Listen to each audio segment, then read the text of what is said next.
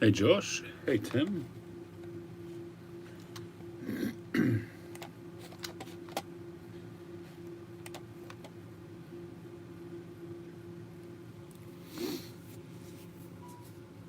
Hey Jimmy, how you doing? And Chad, welcome Chad, how are you? Smoke 2020.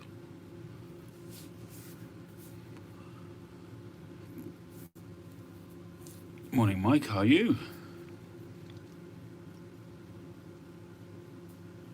How you all been doing, what you been getting up to this weekend?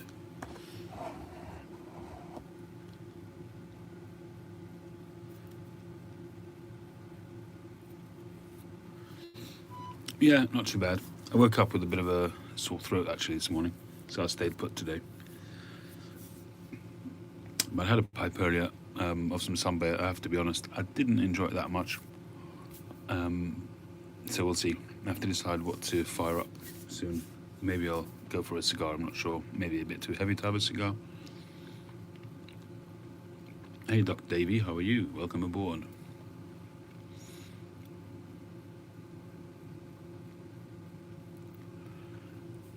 Hey Joe, haven't seen you in a while, hope you're well. Warrior plug. I was actually looking at some of that online today, funnily enough. But it doesn't sound like my kind of bag. Is that Virginia Burley, isn't it? With a bit of topping or something like that, if I remember correctly.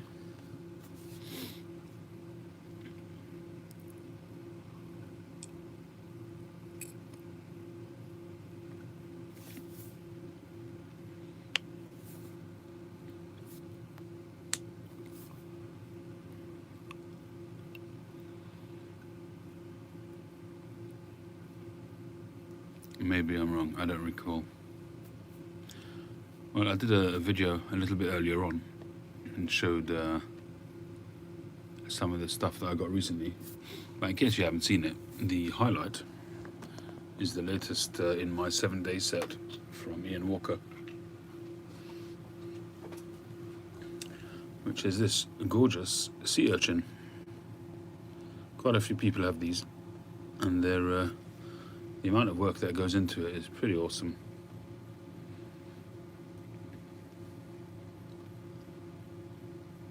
I asked them to make it bent. I prefer it to be bent because they're usually quite sizable, these bowls. But the overall weight, excuse me, the overall weight is pretty good. It's about 55 grams, which is not too bad at all considering it's quite bulbous, the bowl. Plenty of bry there, no danger of overheating the walls in normal use. See the drill there? So the set currently looks like this. We have that one,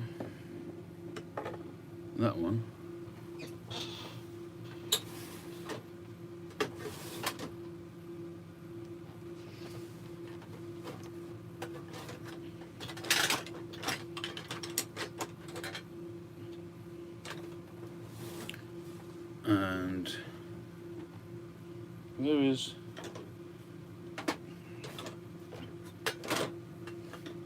my panel one.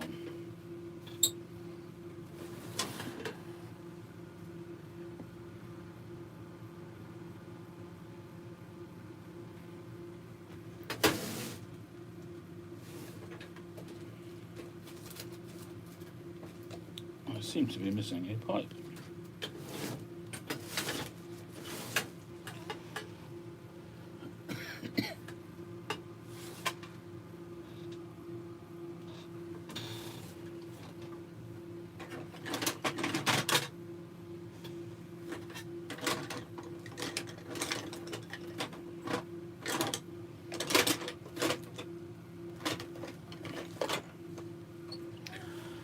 I feel a pipe sale coming on. Too many pipes knocking around in my drawers. And it's not good when you can't find the one you're looking for.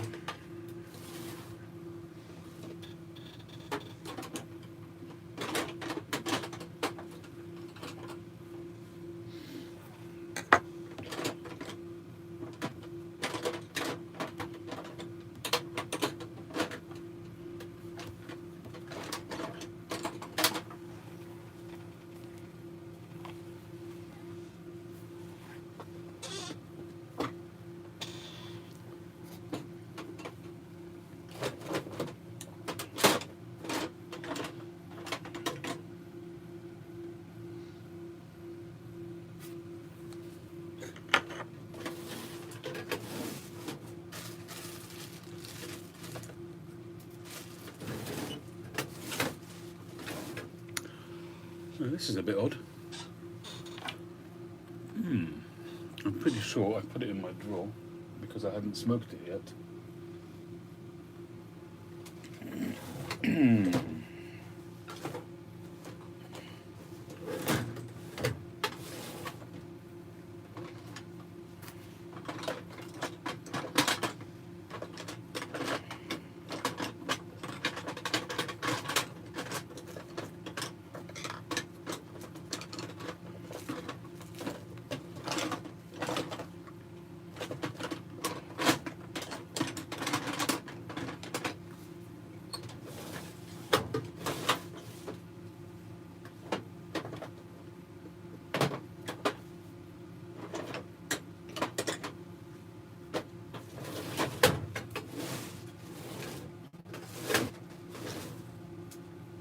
Oh well, I can't just keep this dead space, so I'm not sure where it is.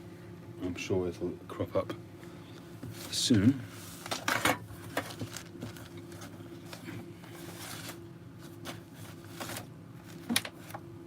It had better do. Hey, how you doing? Jeff, saw your video earlier on. Nice package you got there from Stephen. Hobbit of the Shire.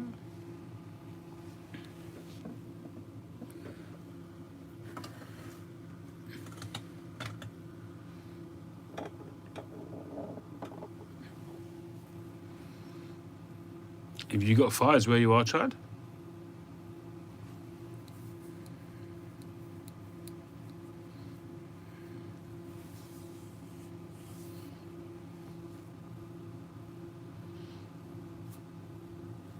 Is that from the heat? Are you having a heat wave?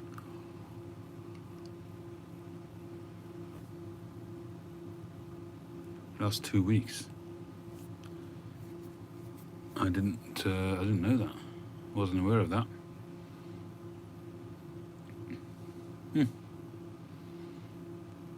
If it's not a hurricane, it's a fire. Gordon Bennett, you guys are really under the cosh at the moment.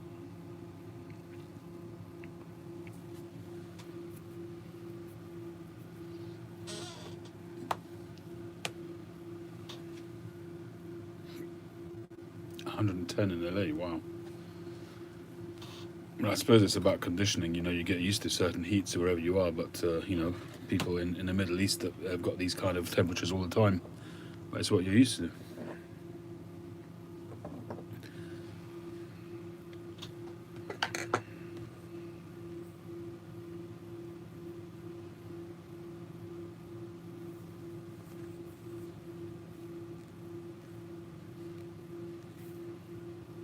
Yeah, absolutely, Josh.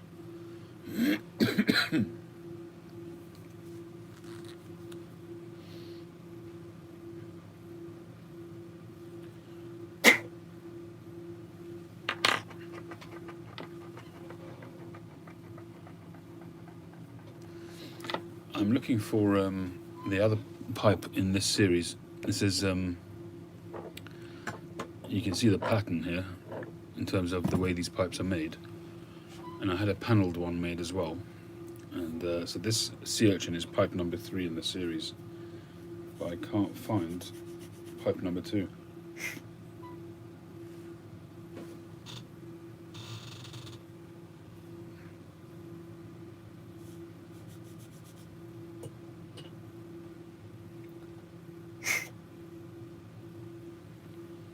For some reason.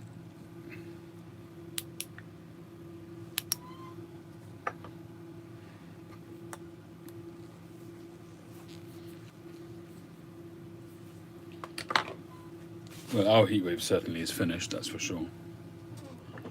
It's over and done with, and we're heading towards autumn, I guess.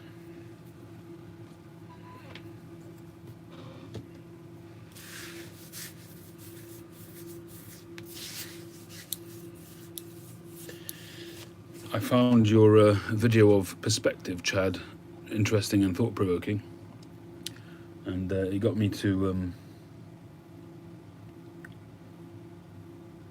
thinking about it, and that's what kind of the video that I don't know if you heard my video the other day, my drive video in the morning, and it kind of just came on as I was talking. It got into that, although that wasn't kind of a chat that I'd planned or anything. But I found it to be a thought-provoking subject. And perspective is really everything. If you think about it, perspective is absolutely everything when it comes to any kind of contention, discussion, debate, whatever it might be. Perspective is everything.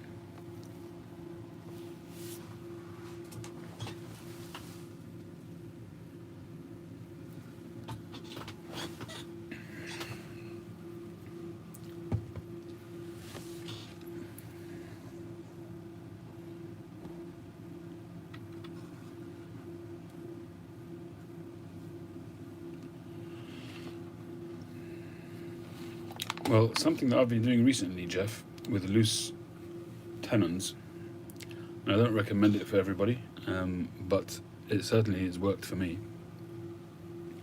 and that is you can get super glue, yes, super glue, but which has a brush as opposed to a dropper.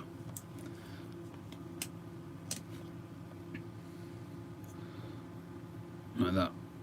And what I do is I do a very thin layer of super glue on the inside of the mortise, and I would only advise it if the tenon is really loose. Somebody gave me that idea recently on one of my videos. They put the comment up, and I've used it now 2 or 3 times on different pipes, and it works an absolute treat. Yeah, nail polish, yeah, just as good. And I use the super glue as well sometimes when if I'm making a pipe, which I'll show it to you on the actual pipe.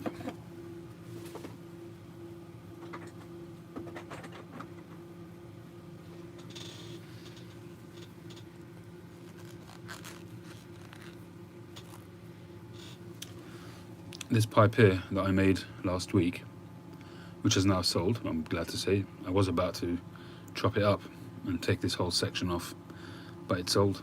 I'm really relieved about that. It was such a shame the way this worked out, because the bowl itself is just gorgeous. It's got lovely grain. The staining worked out a treat. Look at that bird's eye there, it's beautiful. Nice grain on the top. So I was relieved when it sold, but this here was very loose. This became very loose for some reason, I don't know why.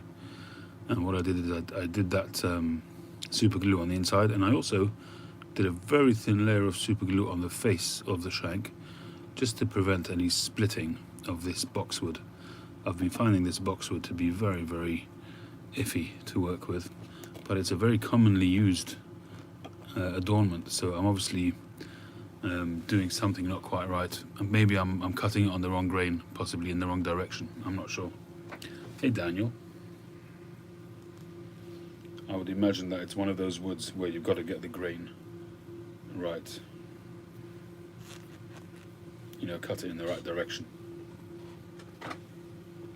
But when I'm turning it on the lathe with a chisel, that boxwood, I have to really do it gingerly, otherwise it just takes chunks of it out.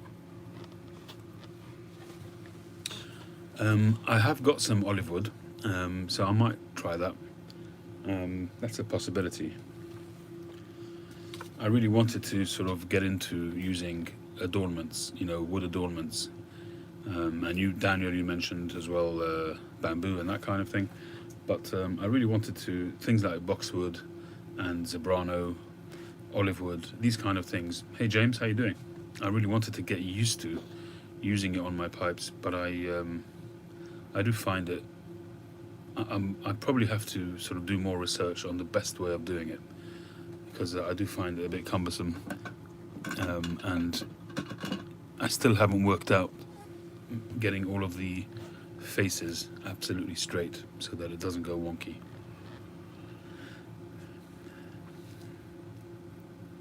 I don't know many people that use stones. The only company that I've seen is the pipe that Mike has smoked in the past, with that blue stone on the Costello pipe, but I haven't seen any other types of stone being used.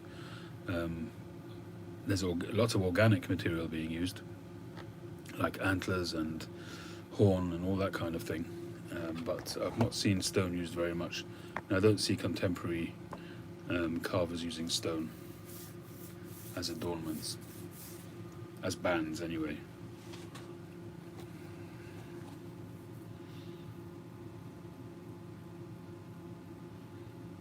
The Hanging Brandy is actually a very nice pipe. It's one of the first Morgans I had my eye on when that whole when the Morgans came out, the Morgan pipes. I'm not talking about the Morgan Bones pipes, but you can get the Hanging Brandy in that finish as well. But when he first came out with his pipes, the normal line. Hey John, how you doing? So the Hanging Brandy was the first one I wanted to get, and when I went on at the time, we're going back a few years now, that was the first one that sold out, and I never actually got it. And then the next Morgan I got was a Bulldog, which Danny Shaw sent me. We did a package exchange, and he sent me that pipe. He sent it together with that cigar sort of EDC box, that takes about 5 cigars. I still use it to this day. So that was a very useful gift from him. Yeah, I just received this today.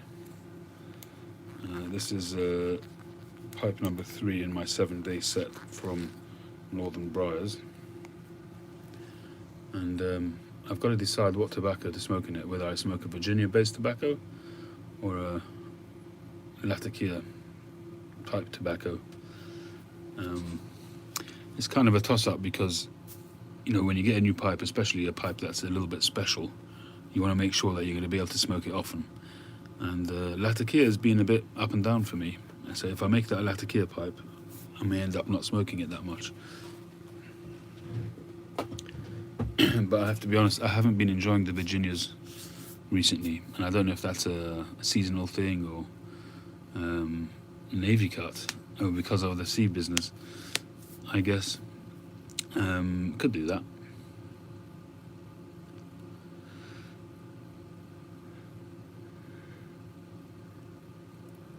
But I'm thinking maybe to put a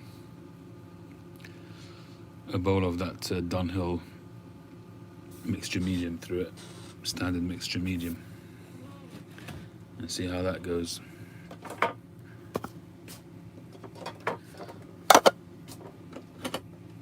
Problem is, I've got too many tins sitting on my desk.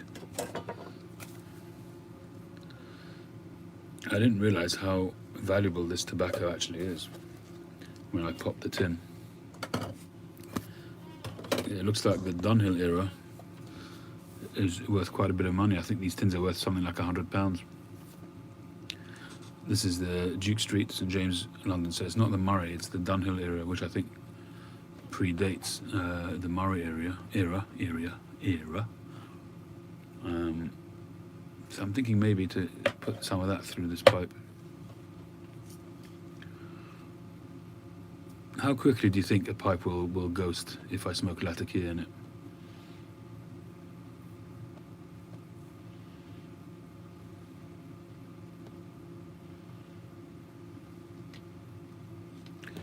Yeah, no, it's definitely vintage. It's just I'm not sure how old. I don't know when the Dunhill era finished. 3 smokes, you reckon, James?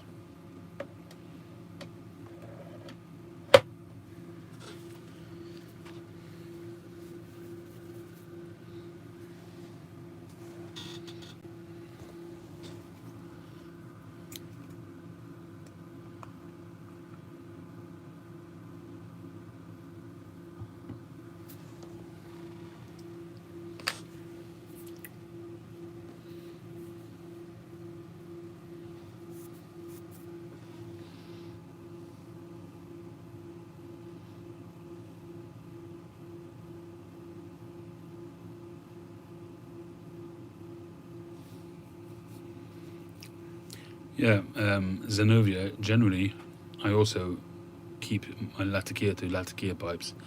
I don't think I've mixed ever Latakia with Virginias on my pipes. I've got half a dozen Latakia pipes, the rest are all Virginias, and a couple for aromatics. Hey Tony, how you doing? That green label is actually not Dunhill, it's Astley's. This is Astley's number 2. This is also a very old tin. This is from 2005. And I've had most of this tin. It's Colas and Cop. It's pretty tin to dry, this stuff. But I opened this in the days when my desk was in my garage, which is now my workshop. If you guys remember that video, I did it live as well. I'm pretty sure it was on London Calling.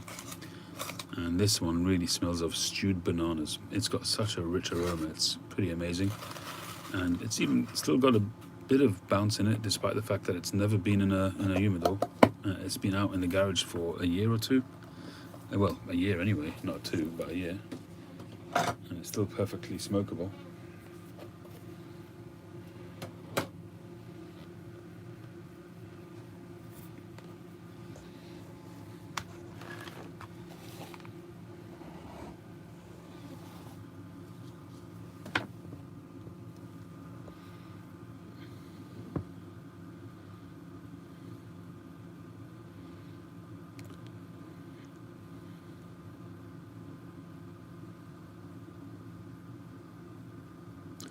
Yeah, sure, I smoke Northwoods, most definitely.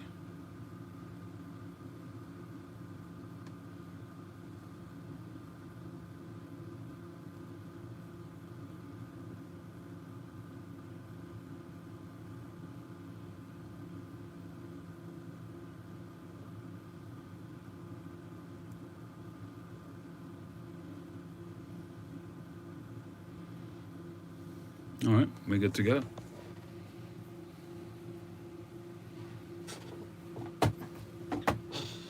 Do I ever think about jarring my tobaccos?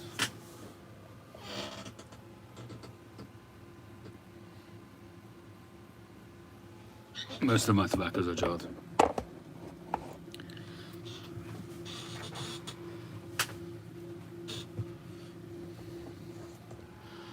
And then you've got some tins.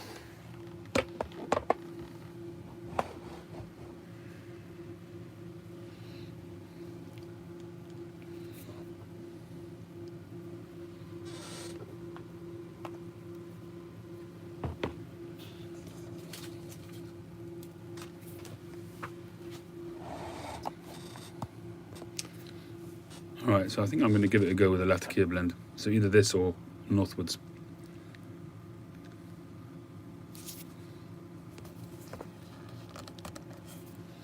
I think I'm going to go for Northwoods.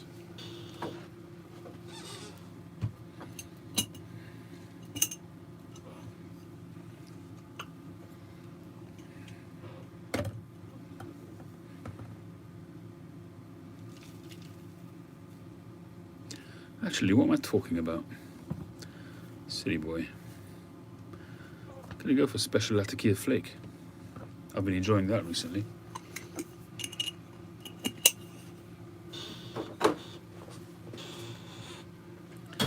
This is my latest Special Latakia Flake, which I got on Friday or Thursday. It really looks delicious. But this stuff will be left to age for a year or two. This is September 20.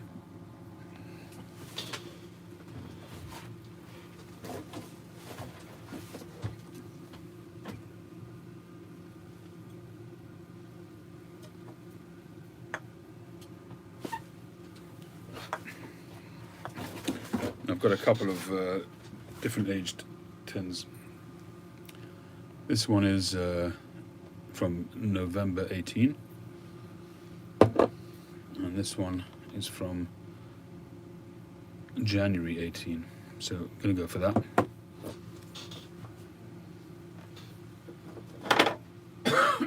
I may have another one somewhere, I'm not sure. Hey Andrew, how you doing? Andrew, thank you for your message on that on the video. I didn't realise what you'd done, so even bigger thank you for that. I shall have to have another look at the box. The box arrived today in good order.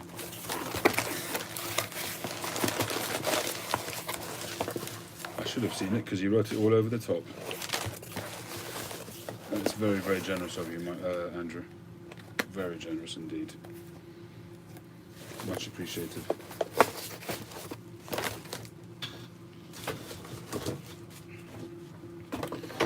Andrew was very kind enough to procure some Sunbear for me, and as an added bonus, he added in a tin of 2019 version for me to make the comparison, because I'd finished my own 2019, which I had, and the 2020 is definitely not quite there yet.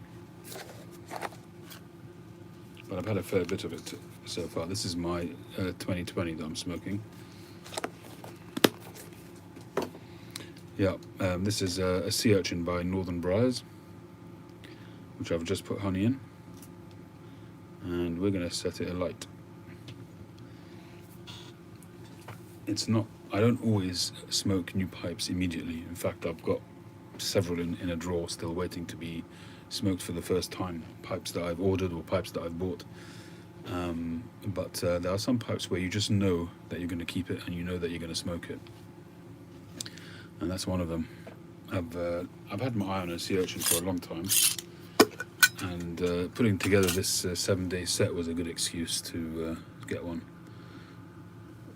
I'm trying to sort of put together a 7-day set which is quite diverse, yet it has a common denominator in terms of the basic.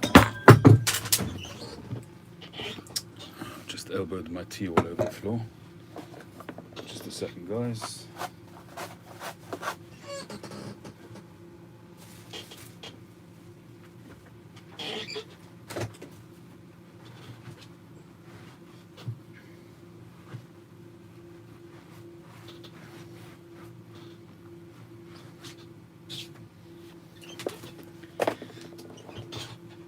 Yeah, this office is a little bit small, so I do tend to knock stuff around a lot.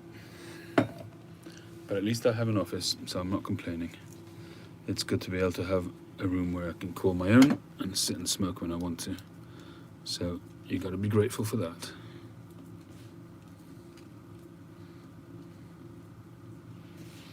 The Castello that I got, I did not convert. In fact, I sent it back.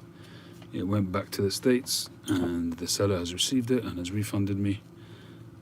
So that's ended that one. So I still don't have a Castello. But one day. I'm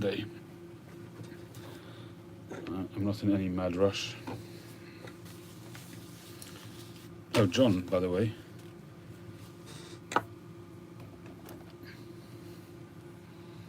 Do you know who, oh, you've probably seen the logo already, but this is a pipe maker that you seem to like a lot.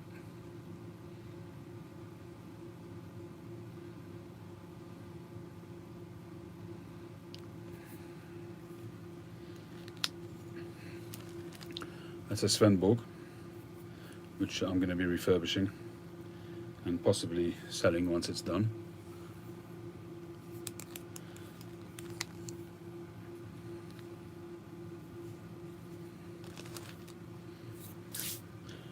Right, where is that tea? Let's have a slug of that.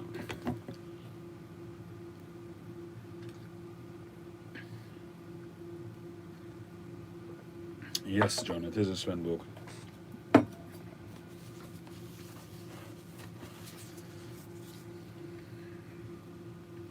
I did take out this pipe, but I'm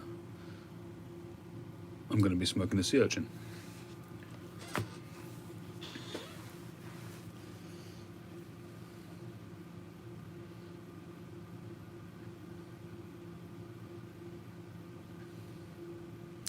Oh yeah, no problem, John.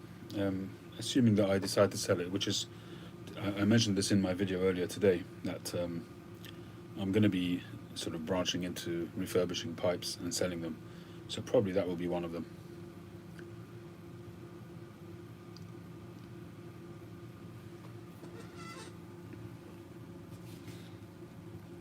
This special Latakia flake is quite moist, so it's got to be left out a bit.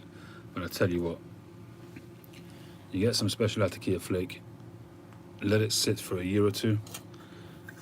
For me, this beats any Latakia blend that I've tried, hands down. And I say that any.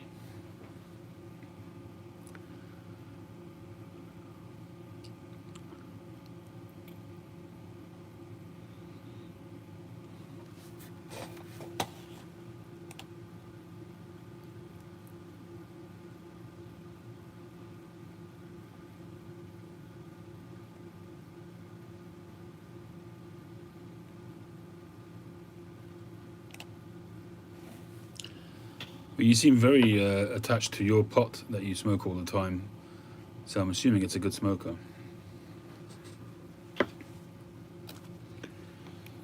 Well, this one's going to get a pretty full treatment. The inside's going to be taken back, it's going to be reamed, it's going to be sanded right back to bring out the grain. It's got a reasonable, nice grain patterns, but it's got a lot of sort of dings and with use. No chips or anything like that. And so far I've not seen any fills, but once I sand it, that will become apparent. But it does need a good sand. Do you know what Inca means? It says the word Inca right there. But you can see there's lots of little dings here and there. But it's got some pretty good, decent grain.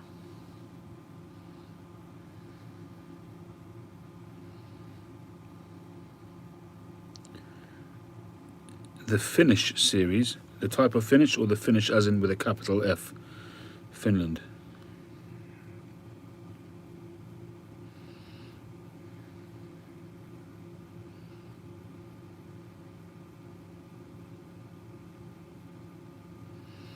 The colour, right, okay.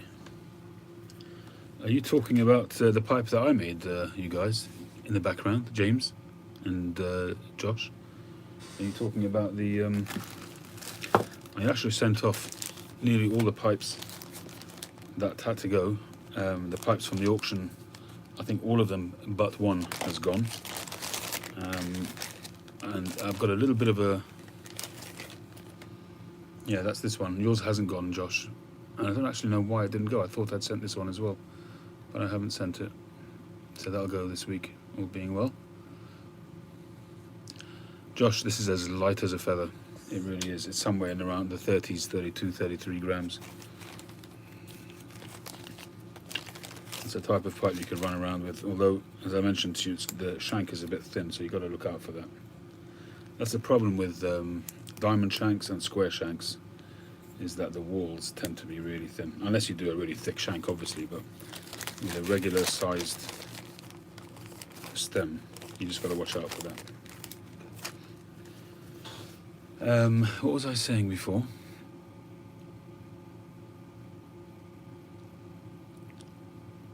Oh, right, okay, James, yeah, I got you.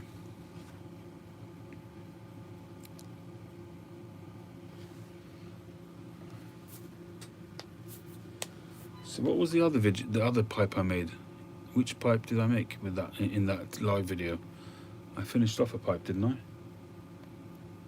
Before I did yours.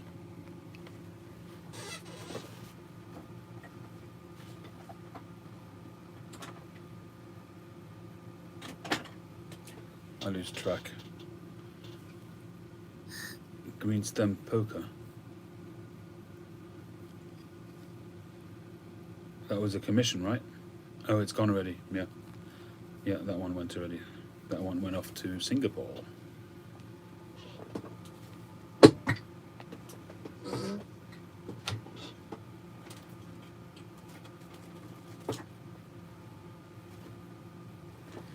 I do have to do another update video because my website is still not up and running really, and I've got so many really good pipes.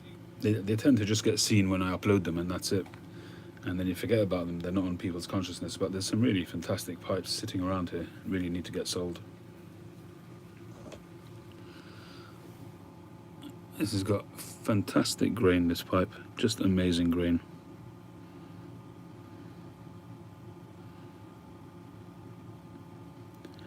It's got a nice plateau as well.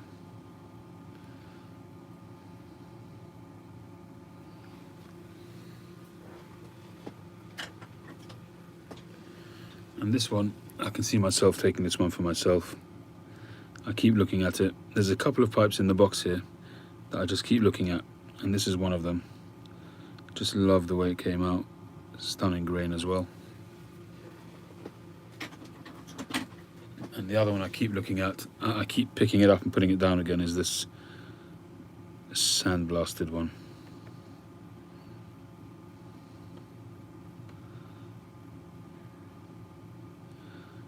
I keep looking at this one. I mean, this one for me just speaks Latakia. I should be putting Latakia in this instead of that one, maybe.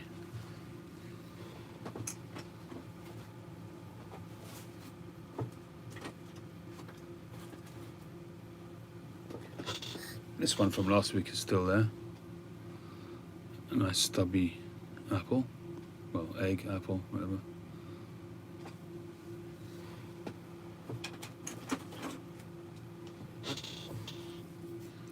And nobody's taken this one either. This is a gorgeous pipe. It's a chunky pipe, but it's a gorgeous pipe.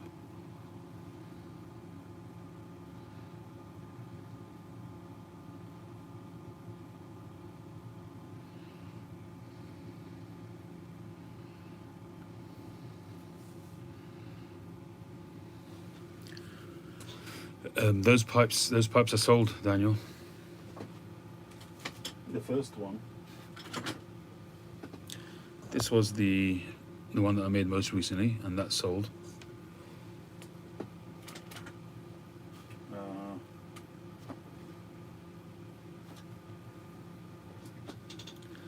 I think I called this one a seconds as well.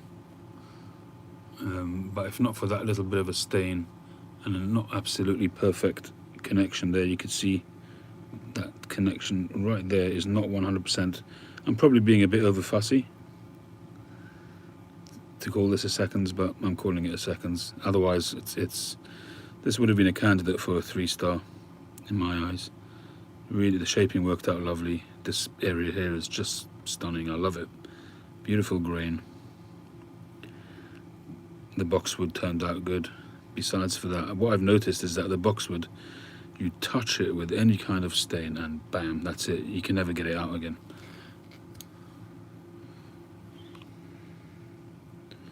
Drilling is good.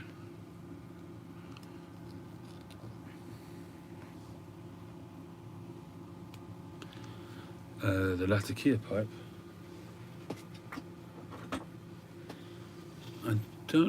I don't remember. I'd have to look it up. It's probably around the late 170s, maybe, something like that. It kind of was out of sequence because I made the pipe and then sent it off to get it sandblasted. Until I got it back, I was already ahead with numbers. Which one's that, Tim?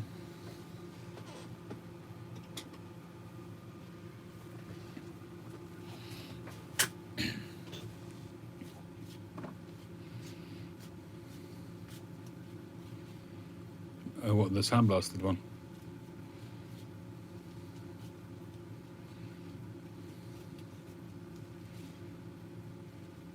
That's still quite moist.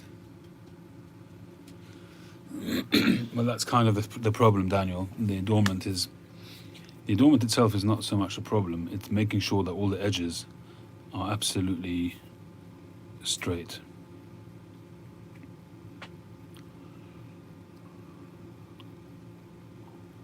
The stubby egg, that one's £165.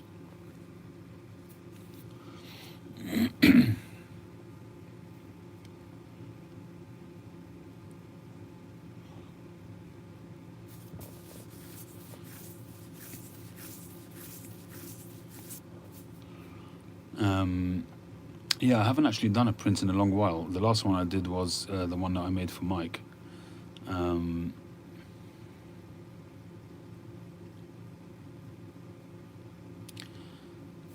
in terms of putting the adornments on, Daniel, it's just a matter of where are we?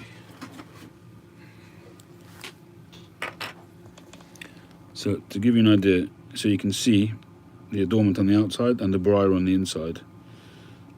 So essentially, you've got to, when you're turning the shank, you've got to step down the briar. So you make it a little bit, a section which is a little bit narrower than the rest of the shank, and then you slip the adornment over the top.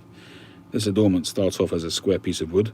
You've got to cut it, turn it, square off both sides of the wood, and then glue it in position. My difficulty is that I can square off the face of a shank to be absolutely square, no problem, but I can't square off a stepped down shank because the bits that I use will just square off the whole face of the shank, whereas I need to find a way of making a perfect straight edge on that. Now, I'd imagine that most pipe makers, they're used to it and do it with a turning tool, with a chisel.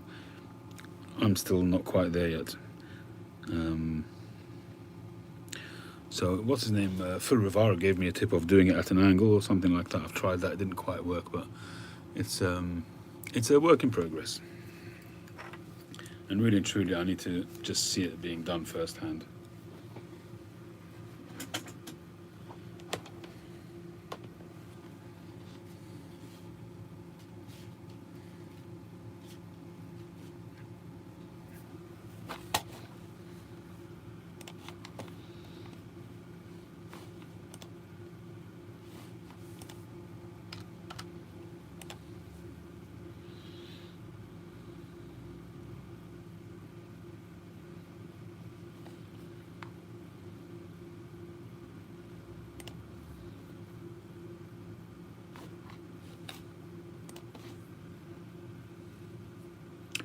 Yeah, I've looked at plug cutting bits, and that's a possibility.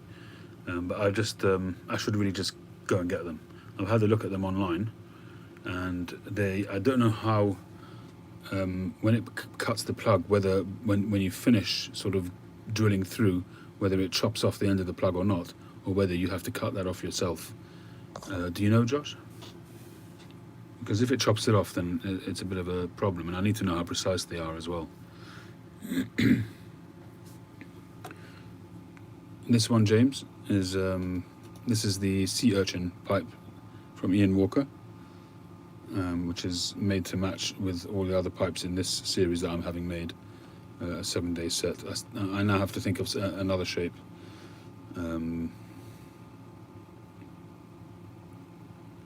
If you got any nice ideas for something interesting.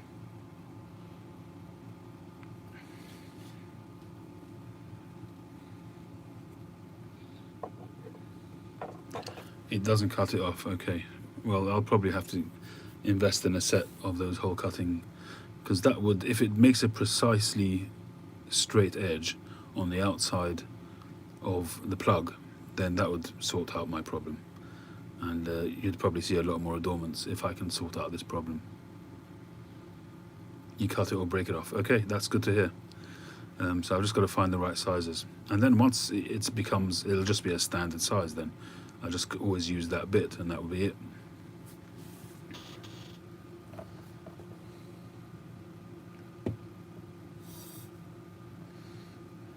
A bulldog shape.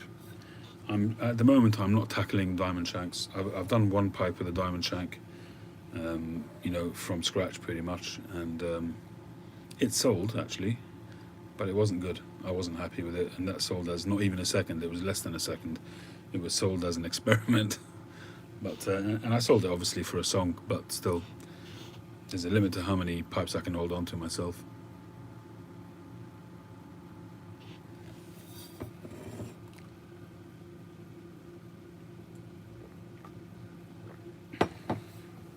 Hey, Joachim.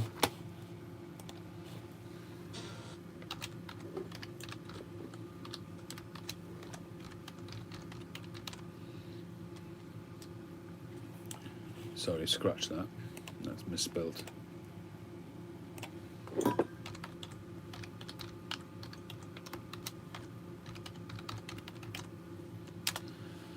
Joachim, just email me there, lcsbarayes@gmail.com, and we'll work it out, no problem.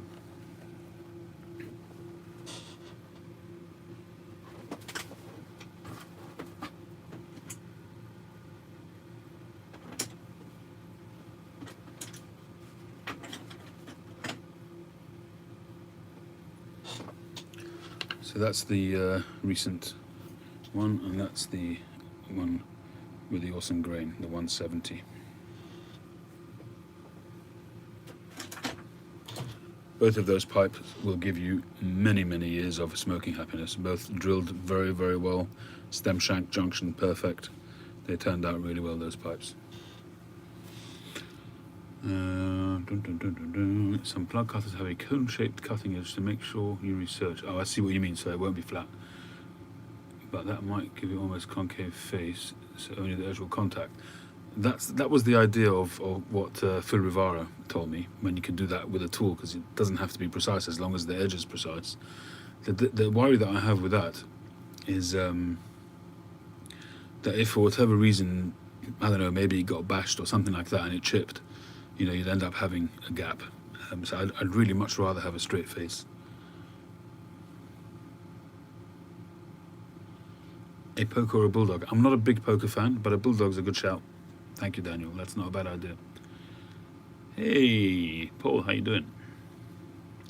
The leather drying mat is made by Agape Custom Leather. Check them out on Instagram. I bought these when he first started. Now they're much more advanced and much more fancy looking, and the price is more fancy as well. But check him out, Agape, A-G-A-P-E. I'll type it up for you.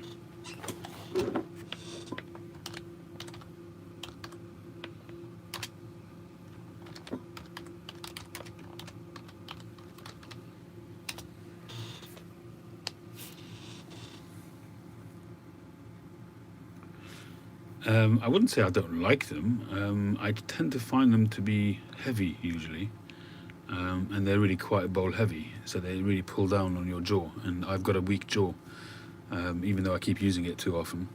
But I like light pipes, and pokers tend to be heavy. They don't have to be, but they tend to be. I have had them in the past. I've had quite a few pokers. One of my favourite pipes about 2 years ago was a poker. It was a Dagner poker. It was the Christmas pipe for 16 I think, or 17. It was called a Santa poker, was it? A very, very nice pipe. But it's just not a shape which I gravitate towards. Maybe it's because it's bowl heavy, but I tend to prefer things like apples and billiards. And Dublins, even though I never used to like Dublins because they get too hot, but I make quite a few Dublins as well, the freehand sort of types. Oh, this thing is staying damp.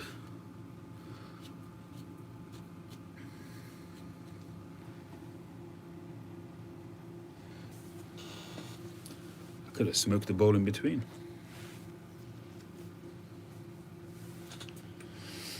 Have I ever had a bulldog or Rhodesian? Yes, sure. I've had plenty of bulldogs, and I've probably got some Rhodesians flying around somewhere. The weather in England is fall-like. It's getting there. It's certainly cooler. We've had a fair bit of rain as well. So yeah, we're getting towards fall quite quickly. But we have had lots of kids going back to school. And we have had also warnings of increased number of COVID, so we're kind of being careful a bit. My throat's a little bit iffy, so I stayed put today. I think it's highly unlikely that it's anything to worry about because I've already had COVID, but you never know.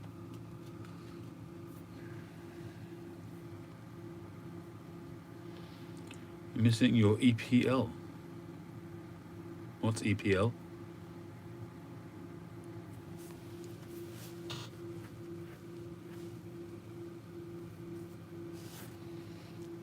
Yeah, that's the worry, James, isn't it? That's the worry. They're certainly worried about a second spike during the winter.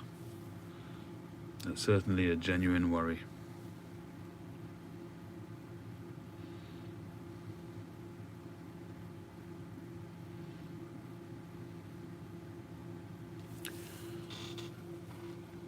Oh, English Premier League. I haven't followed the Premier League in yonks. On LCS or Bosco, Josh? It must be LCS. It's not on Bosco.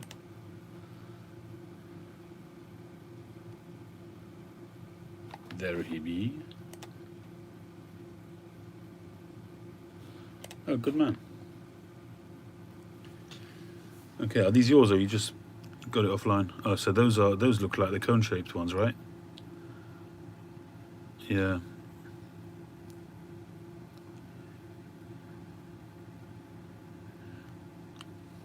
Yeah, they look like good quality. Are these yours, Josh?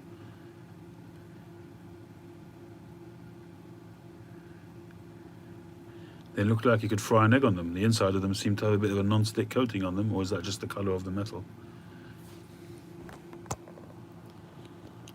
That's some plug cutters that Josh has sent me a picture of. They do look pretty decent. So yeah, I'll have to check on that. Ones which don't have that chamfered edge.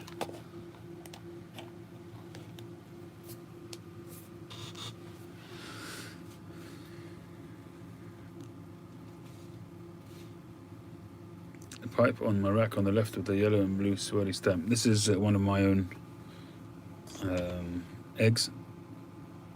It's an LCS egg, which I made a while back, and got a beautiful plateau shank. The shape of it is just something else. It just worked out. It's natural, obviously, but it's a nice, almost like a flower. And that's yeah, it is a big pipe, and it's a lovely pipe to smoke. Sit back and smoke. Wouldn't quite call it a Magnum or anything, but not far off.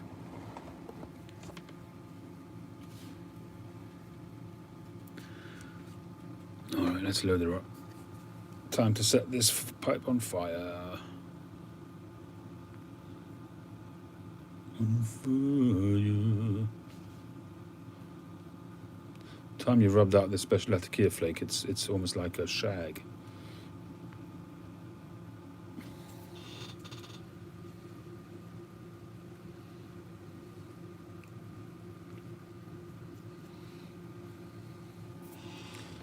Put a little bit more in.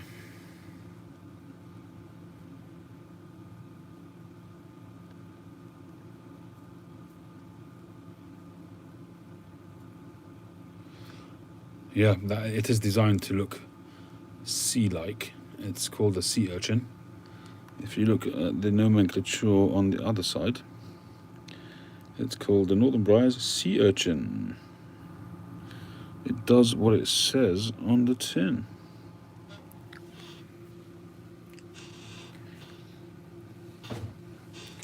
I have made some small pipes. I wouldn't say in the shape of a pocket pipe, the classic pocket pipe. Hey Art, go to Penn State pen making. They make a flush bit to the square, the end of a pen. It would work great for a pipe. Okay, perfect, Art. That sounds just about right. Penn State, is that a name of a website? Penn State.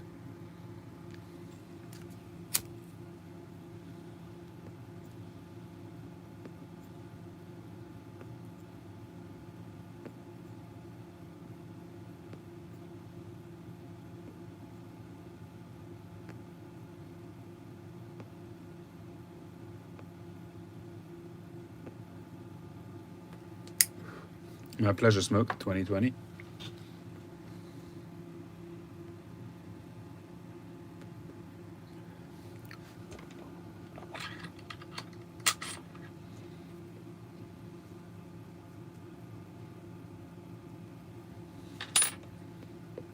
This tobacco is still damp.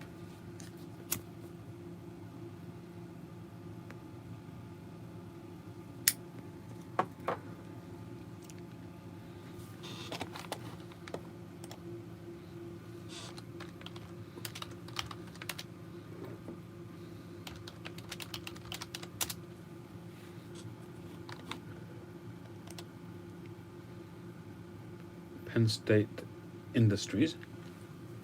Here we go.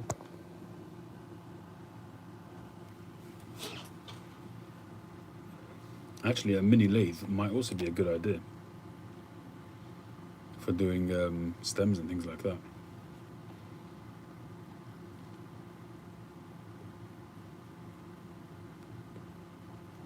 I shall have to have a good look at this website.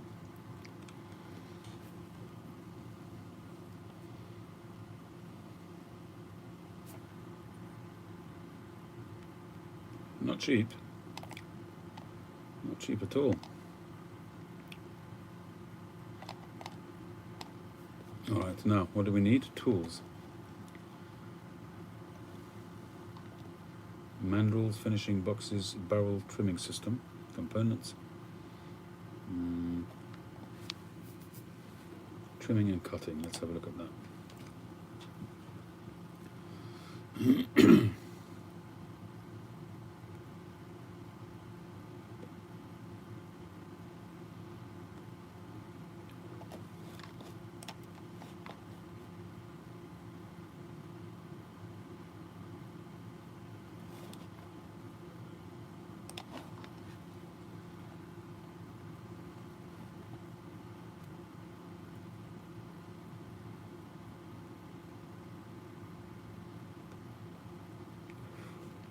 Art, what am I looking for?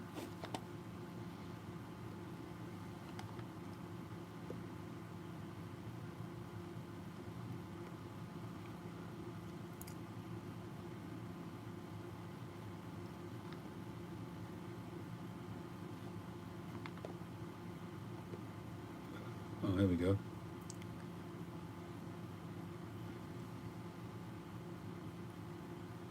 No. Returning tools.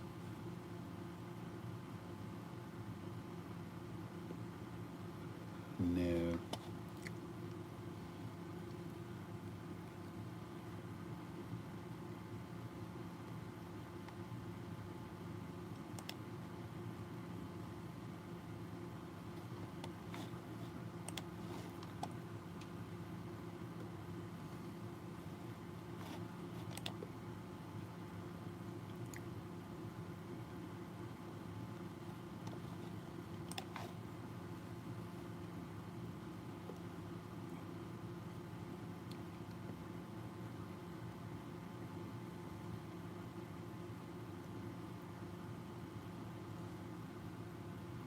Oh, you still there?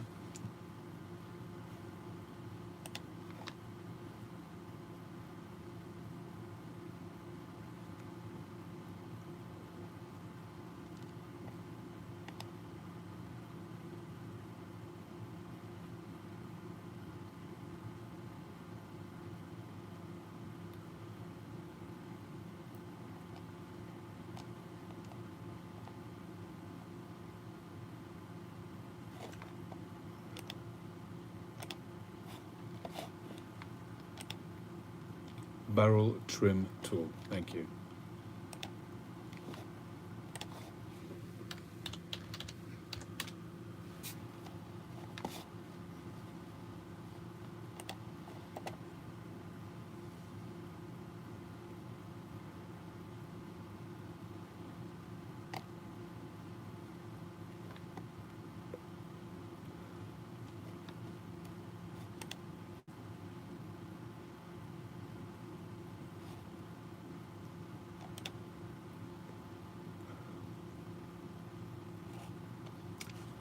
I'm not sure that that's going to be the right thing because it drills past it.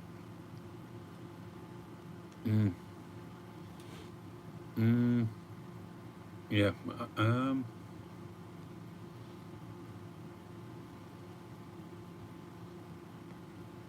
But I'm just thinking while I'm looking at this, I'm thinking that I could probably use the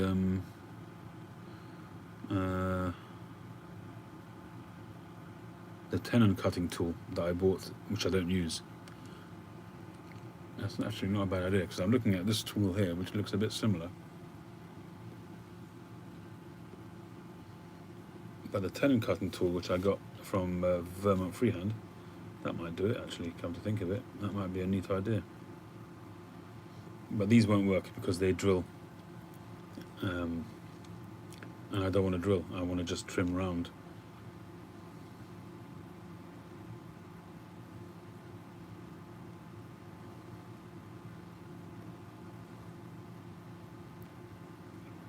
Don't think that is going to work for me.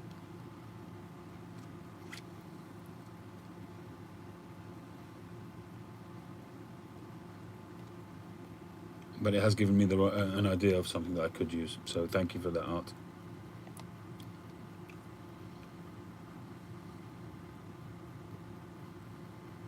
What I need, you see this tool here, so this is like a Forstner bit where it gives you a straight edge. What I need is one of those with a hole in the middle, essentially. So essentially a hole cutter, a plug cutter, but one with a straight edge. I think that will be a lot simpler. If I can find it. It only cuts the face. So what happens to the guide as you're drilling through?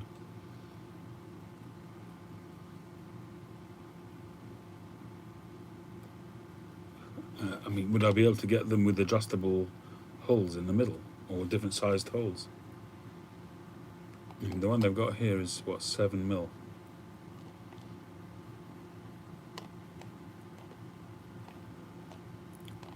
I'll have to spend some more time on it. I'm not going to do that now, I'm not fair on you guys.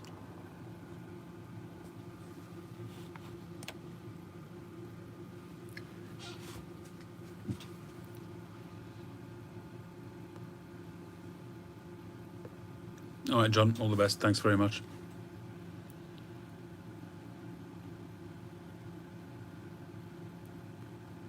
Andra T. What does my family think about pipe smoking in videos? Well, if I asked them, they'd probably say they'd prefer I didn't smoke, obviously. 7 and 8mm, yeah, that probably wouldn't do it. I'm going up to around, I'd want it to be around 18 or 20mm.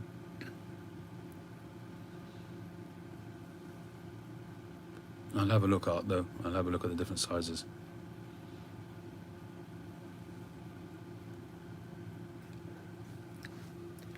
Well, the pipe is smoking pretty well. It's got a good draw.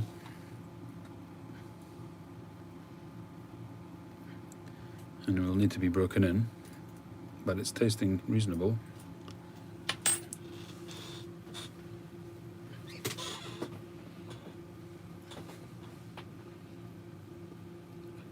What about using a metal lathe compared to the one I use now? It's definitely a possibility for the future. I have considered it already. And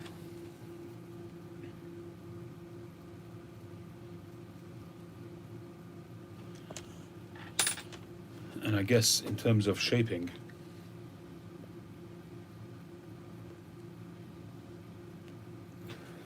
you could really work really close because you're not getting in there yourself with the tool. It's all controlled by wheels and cogs and stuff, but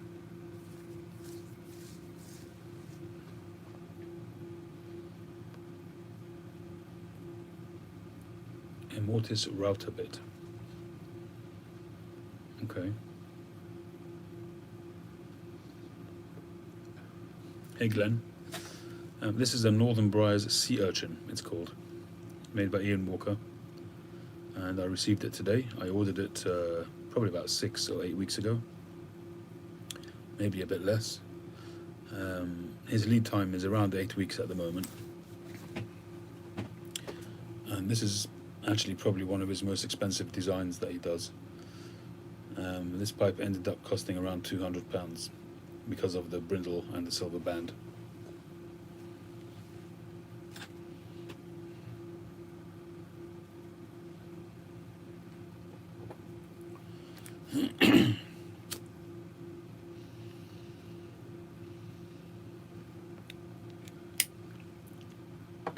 I'm not sure if it's a good decision that I've made smoking Latakia in it, but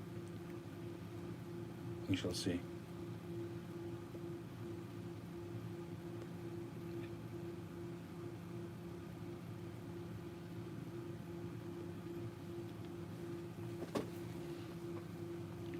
Would I make something like that? In principle I would, but can I make something like that? That's a different question.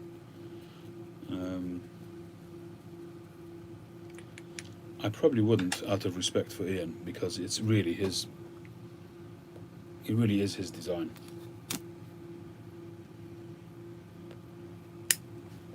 some people have classic shapes, and they do their take on a classic shape, then it's not such an issue to copy that shape. But when you have somebody who's done something completely unique,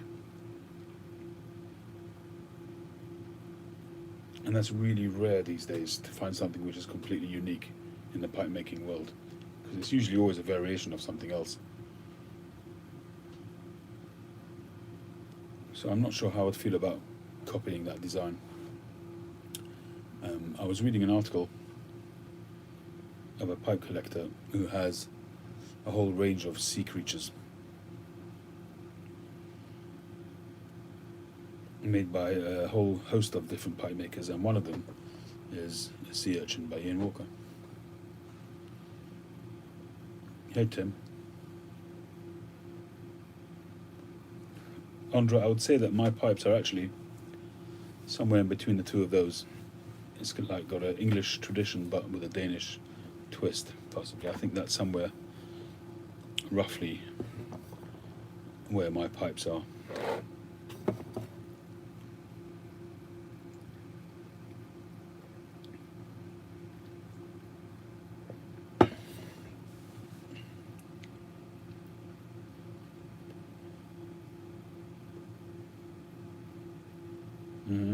Spot on, Josh.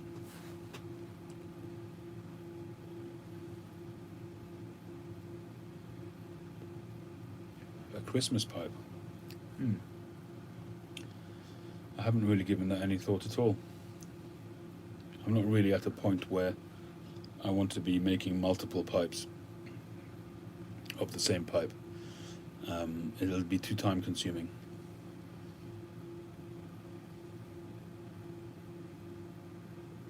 Well, when I say time consuming, it won't be time consuming as such because I'll be making pipes, but yeah, maybe Daniel. I know you suggested it at the 150 as well. That's a good idea for the 100th pipe.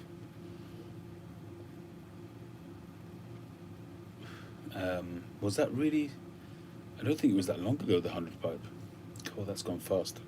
I think the second 100 has gone a lot faster than the first 100.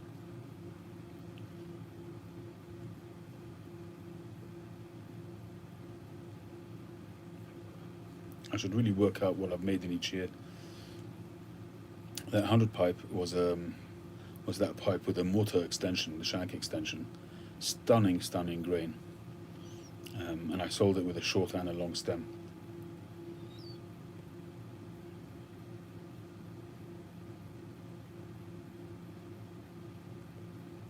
That was a nice pipe.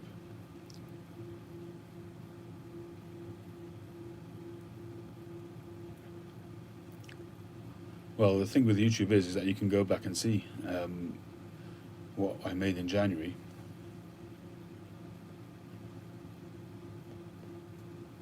It's a good thing because they're all dated.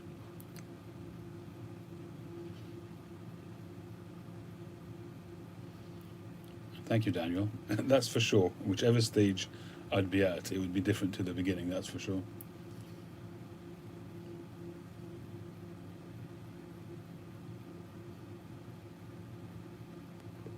Yes, James, absolutely. Thank you, Andra. What would you say is my signature? Because I'm not sure what it is yet. But it's good to hear from other people because I do get comments from people from time to time to say that they're already seeing a theme in my pipes. I don't see it myself, but people see it more objectively. Third parties see it, externally better than I do.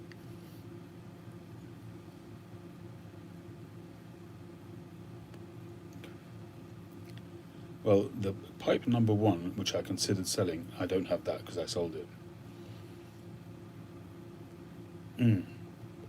But I do have the first pipe I ever made. Yeah.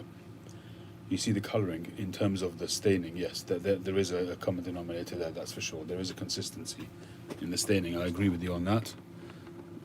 There's definitely that, and that's developed and evolved.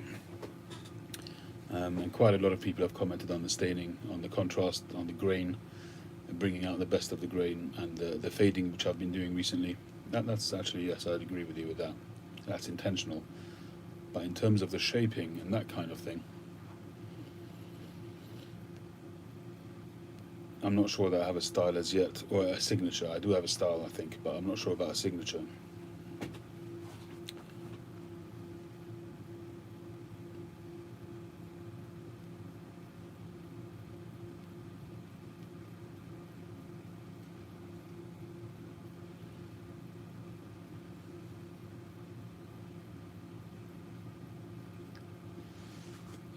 Maybe, Daniel, maybe. I think it's a bit early to say what would be my signature shape. I don't think I have a signature shape yet.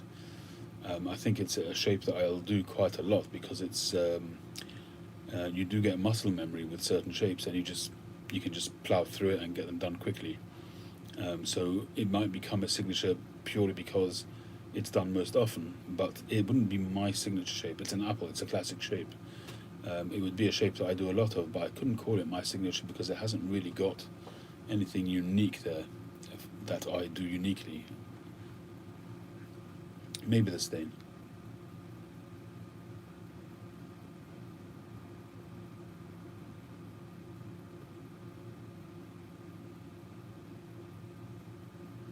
Yeah, I hear what you're saying, Andra.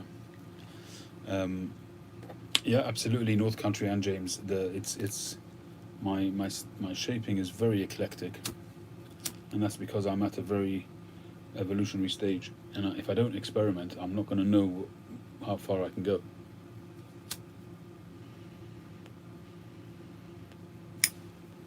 Sometimes I'll go online. I might go to Mike's website, Briar Blues. I was on there the other day. I actually had a pipe in the bucket, Mike. Let me know if you can guess which pipe it was. There you go, Mike. If you're still listening, if you're lurking, I don't know if you have the ability to look and see what people have put in the basket, but without doing that, can you guess?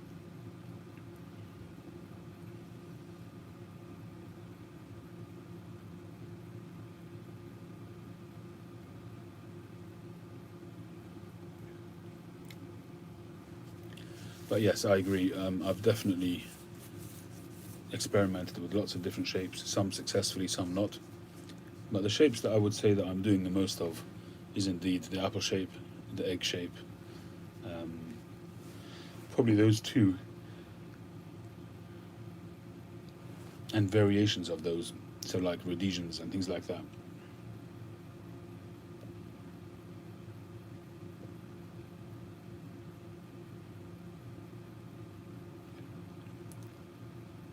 1,500 dollars. I don't envisage that in 3 years. I must be honest, and I'm not even sure that I want to be doing that.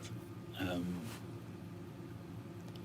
I well, you see, in order to be able to charge that kind of money, you'd have to have a very very strong following where you're selling your pipes consistently, and that when in your early days when you've been making pipes for £100 and £200 and they sell consistently, then you know you have a following and a demand, and then once there's a demand, prices go up. That's how it goes, and I'm not there yet.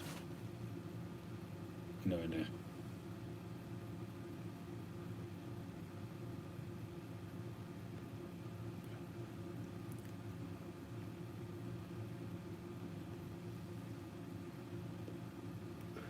Oh, I can see, Paul, that the setting stays with you as being the moderator. That's quite cool. I hope you're okay with that. I didn't even ask you.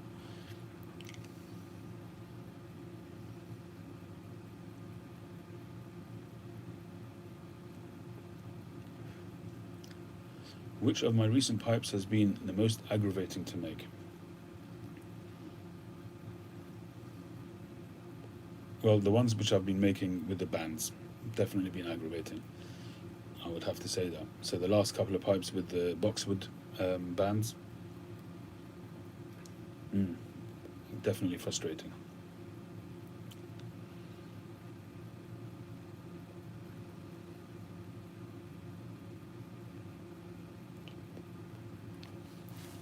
Pipes that don't work out, especially that.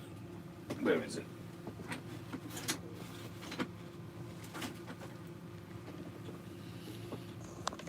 So this one here, the bowl, as I say, the bowl worked out great. It's a really high stacked Dublin. You could call it a poker even, this one. I was really happy with the stem, with the shape.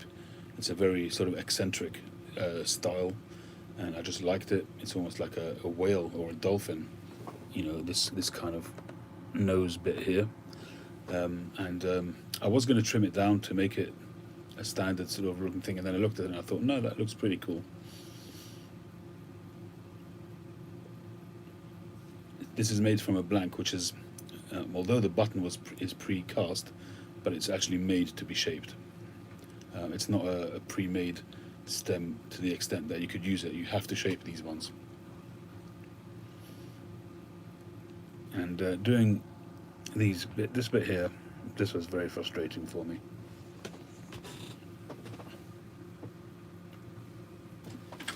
You're so funny, Mike. Wrong on all counts. You know my spending patterns already.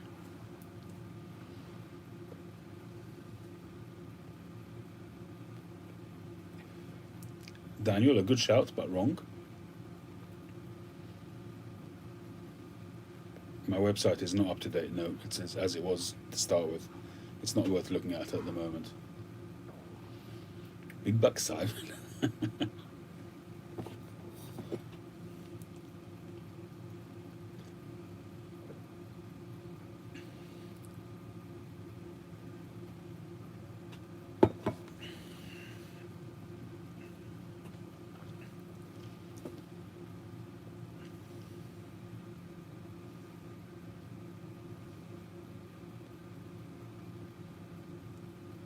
I want to give Mike a couple of minutes more.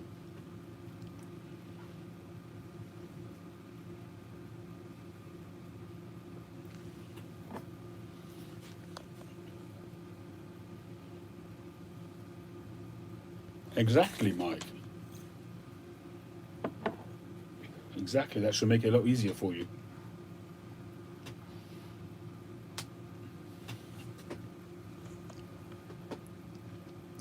This is a sea urchin by Northern Briars, Ian Walker.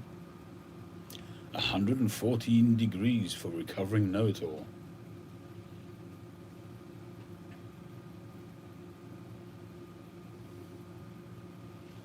This is a very unkosher pipe.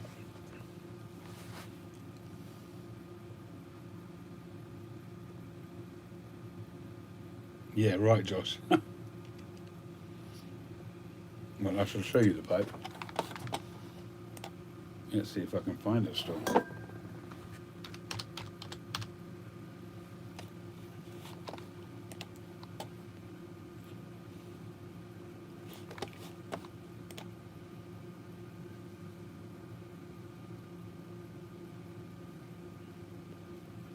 Well, speaking about my car, Mike, I'm probably getting rid of the Mazda. I'm finding it to be too low for me.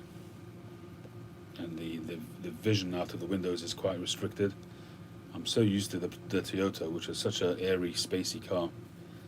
Both of them are fixed up now, so I think I'm pretty sure I'm going back to my old Toyota. As much as I enjoy driving it once I'm in, it's a much more up-to-date car, the Mazda. But I'm going to be probably going back to the Toyota. Well, S-Bang, it's funny you should say that, Tim, because I had an S-Bang in my bucket on smokingpipes.eu, European smoking pipes. But I can't afford to spend that kind of money on a pipe. I asked them if they do layaway, and they said they do. So I haven't actually done it, but I was close to it. There you go, Mike. He's got it. The Nording.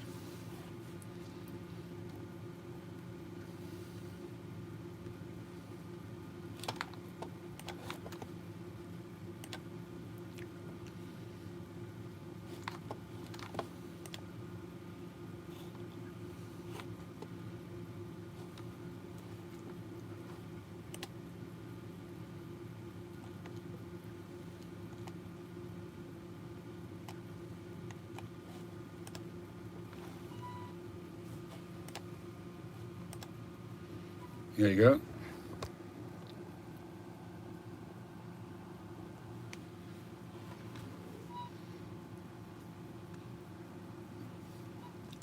So if any of you want to buy me a belated birthday present, go ahead.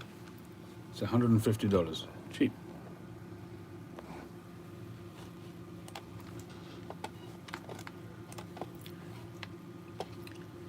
One of my Toyotas still has a misfire. I believe you can see the pulse from the camera.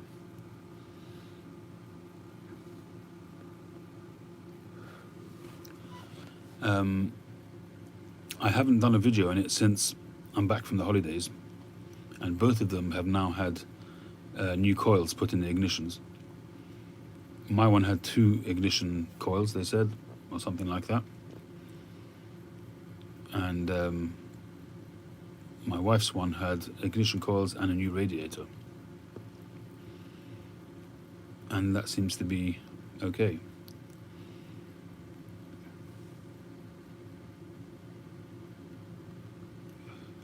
But you might be right, and what I might do, Art, because you clearly are an expert, maybe I'll do a video of both and have a listen.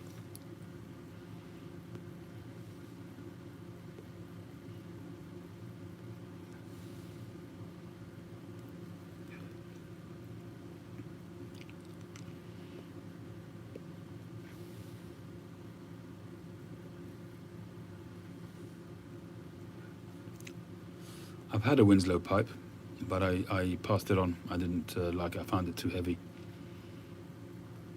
I had a Crown, I think it was Crown Winslow. Got some nice looking pipes, but I just find them to be a little bit too heavy.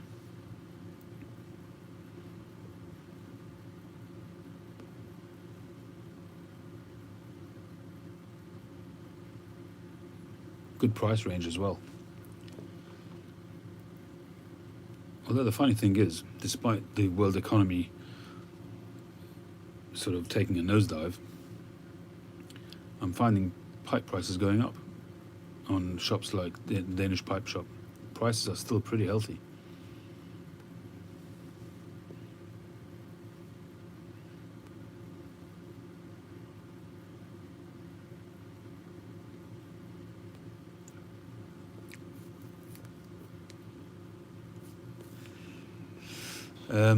My Nearut pipes, I don't possess a Nearut pipe anymore. Any of the ones that I've had, I've sold on.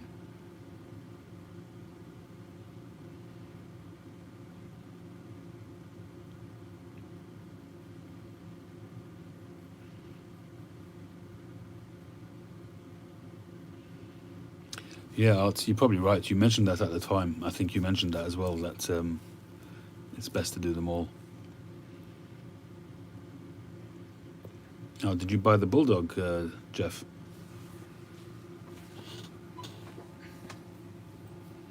Or was it the pot? I mean, they've all been beautiful pipes. The Bulldog especially, and the one with that one, fantastic pipe. XJ, how you doing?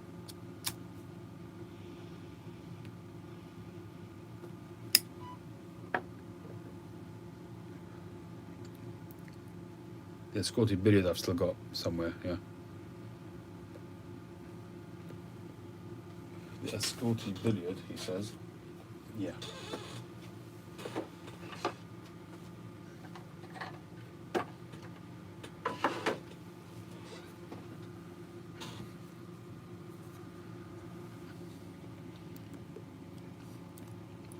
I know Josh is going to be having a hot flush now.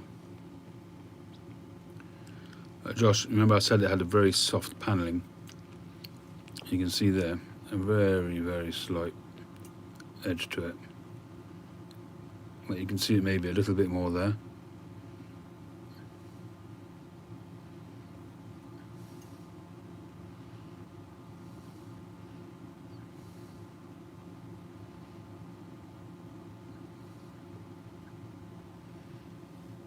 So I've made 2 copies of this now. And the first one, yeah, you can just make out that little line there. So that's where it's going into the panel.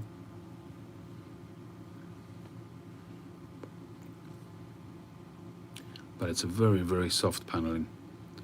Yeah, you can see the silhouette there, just going up there and up there. And for whatever reason they weren't happy with it. They probably just gave it a heavy C-rock rustication.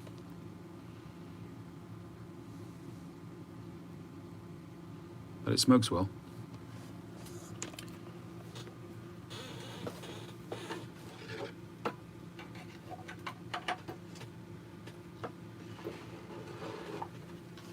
But I can see myself making this type of pipe. This is a very, very nice pipe. This is my faux blast finish. It actually worked out better than the second one, I think.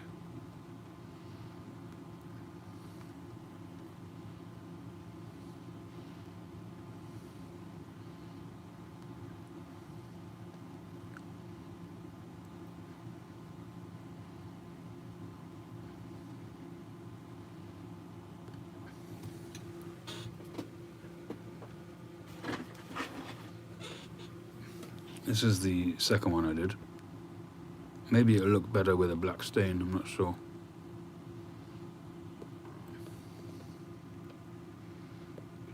I think maybe the lines are a little bit too consistent going down, maybe.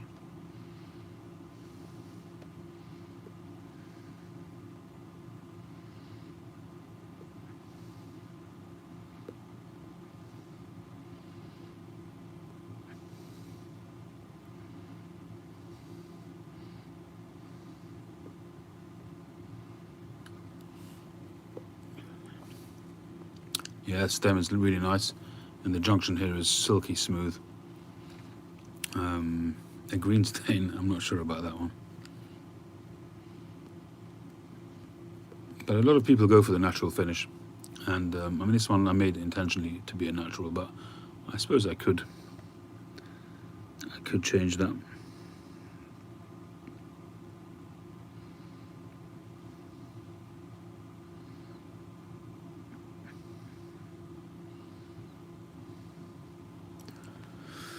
Purple stain, purple stain.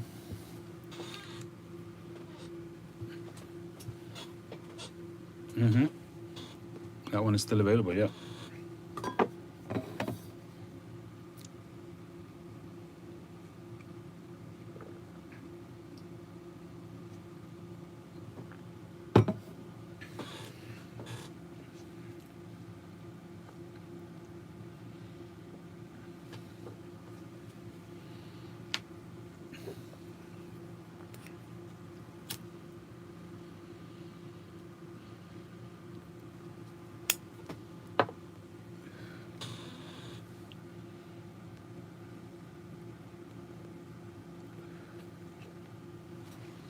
Well, brown, I guess, would go with a green stem. Better than black, I guess.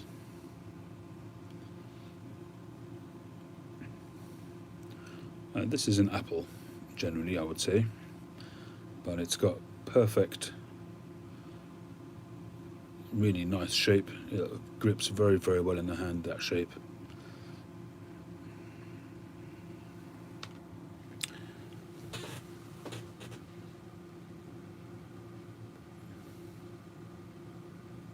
Hubba Bubba, Savinelli Mike, how you doing?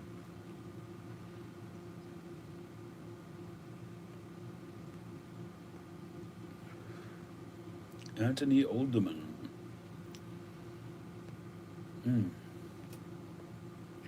Black is pretty universal, and it does look good. I must agree with you. It does look good, whatever.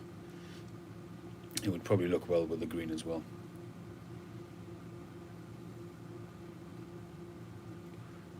Well, I've only got the one smoking, well, I've got two Petersons.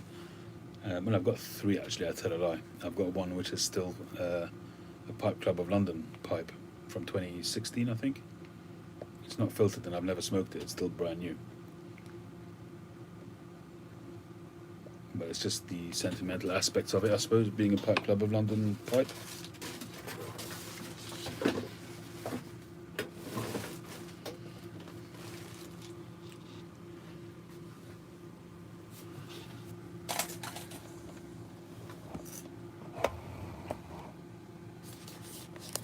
Well, for you, Jeff, if you really want it, I'll do it.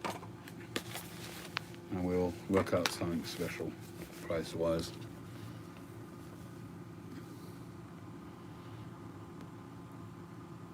That's the Pipe Club of London from 2016, and I've had it laser etched the logo of the Pipe Club of London.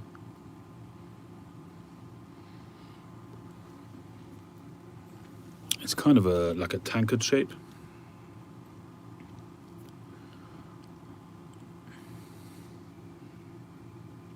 In 2016.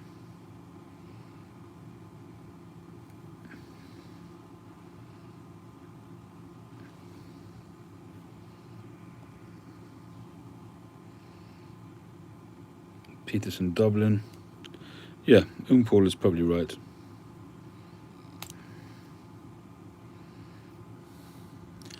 But look where the drill is. Unless, I don't think this is supposed to be a system pipe. But it's so off. Look at it's way high. And this is going to be covering half of that, I'm pretty sure. But the draw feels quite open, actually, I must say. But so it would probably smoke just fine. But as I say, I haven't smoked it. It's still in new condition. And the same applies to the 2017 one.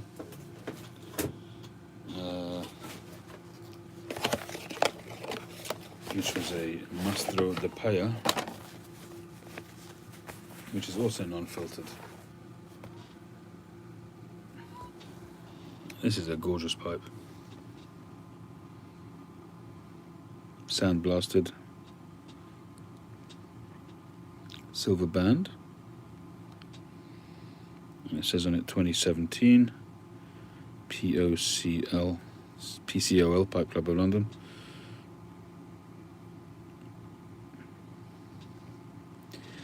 Hey Eric, hey Peace Pipe Man. Yes, I guess it could be converted. I probably wouldn't do it myself. If I would do it, I'd probably send it away to either Mike Billington or Ian Walker to do.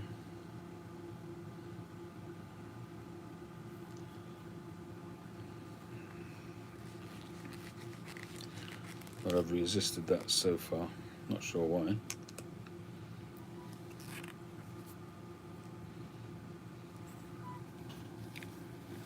Hey Mel, how you doing?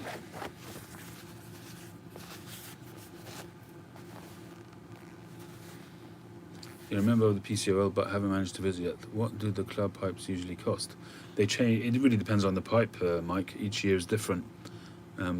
Sometimes they've had pipes in the past which is, really quite cheap, and some of them have been really expensive. The last one, which was also a Mastro de Paya, which was the 50th anniversary of the club, and it had a little bit of gold on it, so it was quite expensive. I don't remember the exact price of it.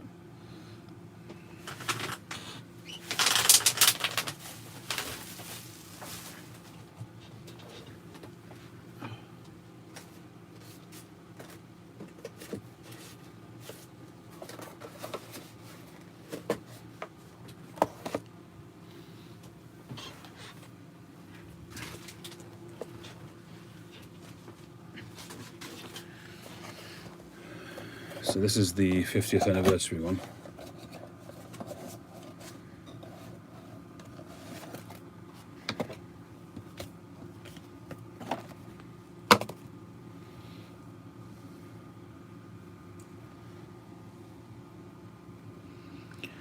That's the 50th anniversary. It's got a gold sort of medallion there. It's made out of gold, real gold, as opposed to gold plated. And it's just got a lot going for it. It's got a silver band, which has got a nice patina on it. And you can see it's got a slight panelled edge, and it's got an oval shank with a bit of a straight sides. And it says on it 1970 to 2020, 50th anniversary PCOL. And it says PCOL on that little sort of badge there. And that's 9mm. Also unsmoked so far. Kind of feels a little bit too special to smoke. Got a nice open draw.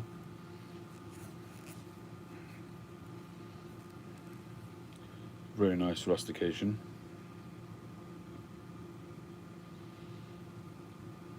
It's something I might actually try. It's rusticated, stained black, and then rubbed off a little bit just to allow you to get some of that brown stain on the top edges. I quite like that. Very nicely made pipe.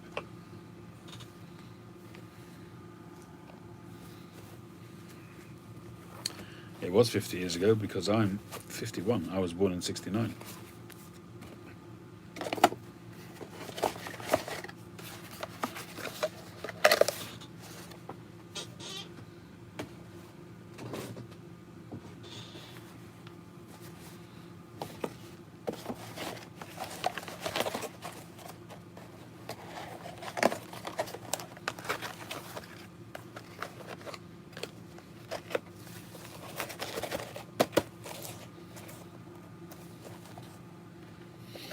I haven't heard of those, Andra.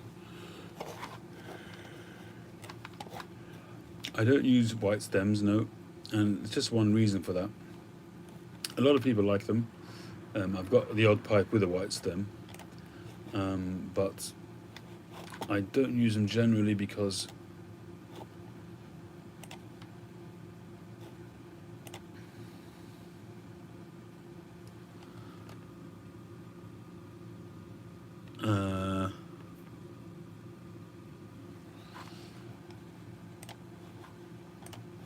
they tend to get brown down the middle after a while, once you've smoked them for a bit.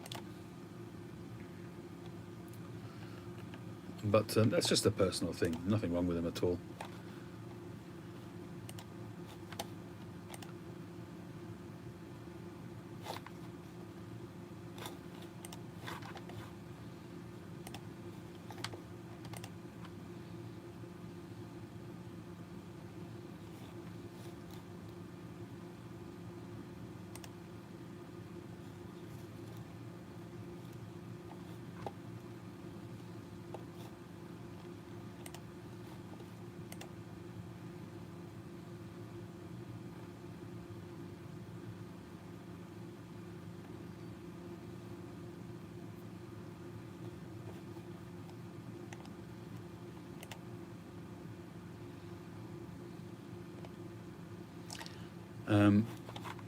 Sorry, just looking at a couple of emails which have just come through. XJ, I get what you're saying about that green pipe. Not my kind of thing. I'm not big into green stained pipes. Stems, yes, but not staining the actual briar. It just doesn't work for me. And Mike, I've got your email. I will yek him. I'll get back to you on that.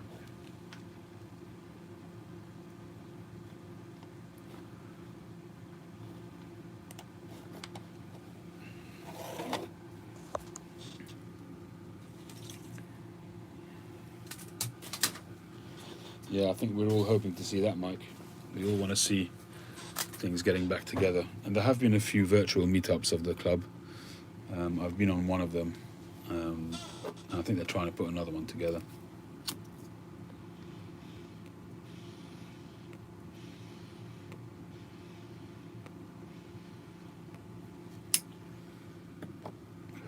I think I should have gone with Northwoods because this tobacco is still giving me grief to keep it lit.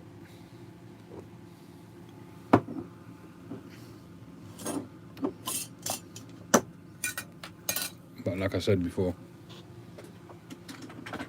when it's in the right humidity, a little bit of age, Special Latakia Blend is an exceptional blend.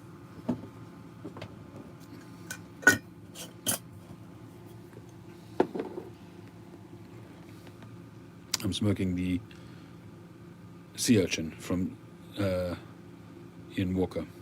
It's the first smoke, inaugural smoke. And I'm smoking Special Latakia Flake by Jermaine's.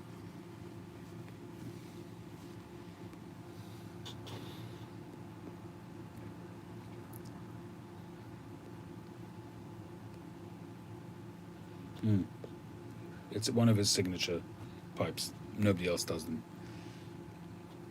And I've seen them sort of for quite some time. I think Stephen's got one. I think Cobbett of the Shire has one. And I've seen them many, many times. But to me, it just seemed, at the time, it seemed a little bit too kitschy, a little bit too gimmicky. But it's grown. It's grown on me over the time, and the amount of skill that goes into making it is just so impressive. And it's called a sea urchin, which is the same kind of idea. And so I got him to make one matching the 7-day set that I'm in the middle of making, having him make for me. Well, James, horses for courses. We all have our own preferences. And to me, special Latakia flake with a bit of age is the best Latakia blend. But it all depends on what you want as well and what you're in the mood for. It's a very smooth, mellow kind of blend. If you want to get slapped across the face with Latakia, it's not the right blend for you.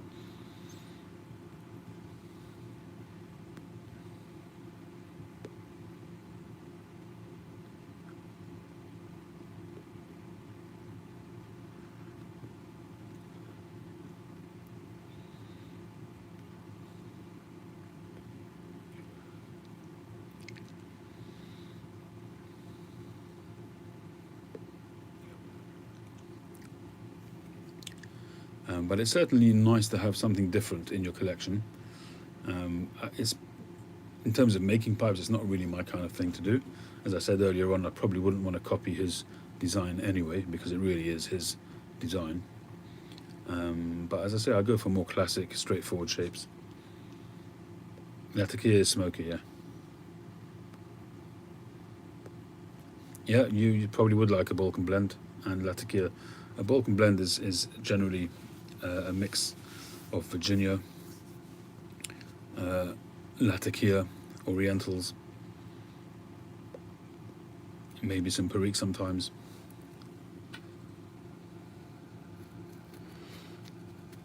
Call it squid tentacles indeed.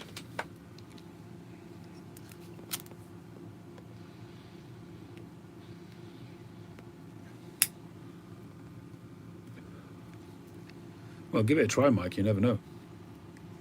If you like peated whiskey, you may well like it, yeah?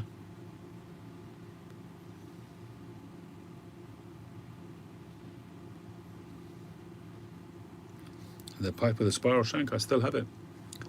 I smoked it not so long ago. Also, a Northern Briars, I couldn't really say it's a signature pipe. He calls it the Helix. But other people do spirals as well, so that's not exactly unique, but he does it very, very well.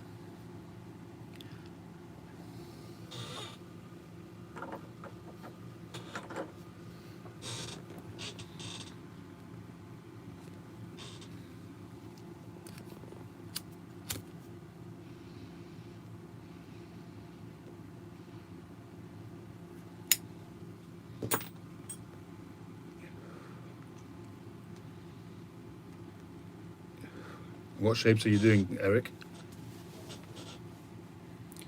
Yeah, I mean the way he does his spiral is amazing. Very, very impressive. And it's done also where in this particular pipe he's got alternating between smooth and sandblasted. So that's also another impressive aspect. And the spiral flows through into the stem as well. He's done a great job. I don't smoke this pipe as much as I ought to, really. It's quite a tall bowl in Dublin. Also, because it's got quite a long shank, a little bit bowl heavy.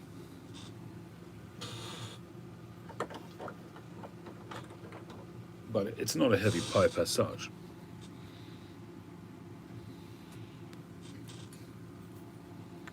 Sometimes the pipe itself can be quite light, but if the balance is off, it's still going to tug at you. It wouldn't fit my 7-day set because it's the wrong colouring. The 7-day sets are all tan with a green brindle. Well, it's not green, it's a sand, he calls it. I don't know what's happened to the panelled one, I'm a little bit mystified. Aha. I found it. It's on one of my other pipe stands, which is up on my shelf. So I've got my Soren Refberg apple there. I've got my Leswood fern down or Elwood pipe spigot. That's a Skovgard pipe. That's an LCS. That's a Millville. And that's the one we were looking for. All the best, Mike.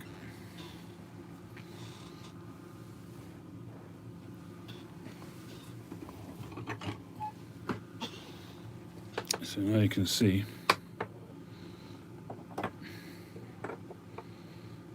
that it's taking shape.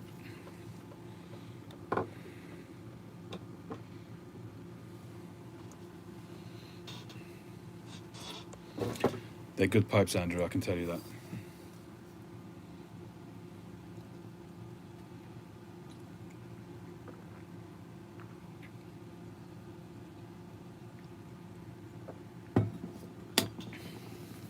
I think the next 4, which I'm going to need to make up the set, I think they'll all be bent. That's probably why I haven't lit this one up yet, because I'm struggling with the straight pipes at the moment with my jaw.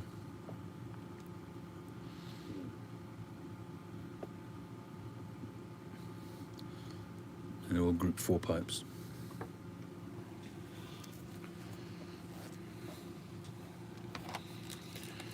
So I might actually take up Daniel's suggestion and go for a bulldog. Not sure.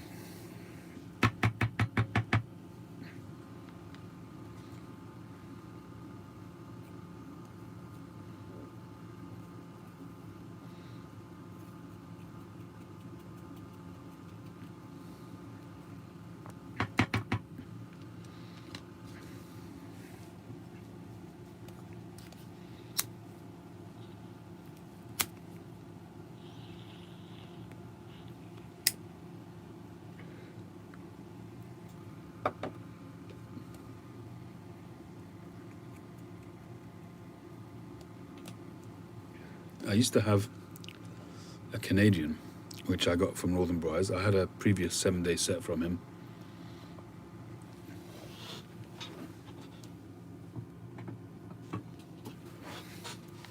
Which were all made in this fashion. Smooth bowl, silver ring, and Cumberland stem. And I had 7 pipes, or 6 or 7. And then I went over to 9mm, and none of the other ones could be converted to 9mm. They were too narrow on the shank. This was the only one that I could convert, which I sent back to him and he converted.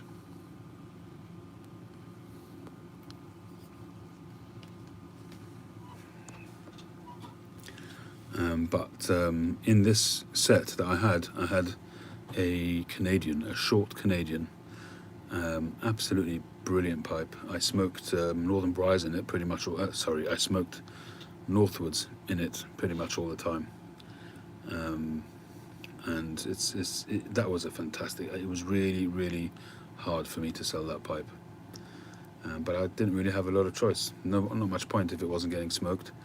There was another pipe, also a panelled pipe, which was stunning, absolutely stunning grain, straight grain all the way up the panels, made the same way, the same silver band, and that was a fantastic pipe. It really hurt me to sell that pipe, I have to say, I have to be honest.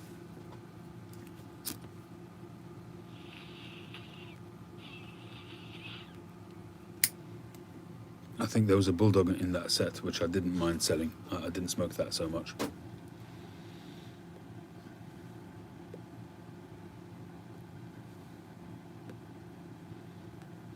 I suppose that was one of my biggest regrets of going to 9mm, was having to part company with some of my pipes that I couldn't convert.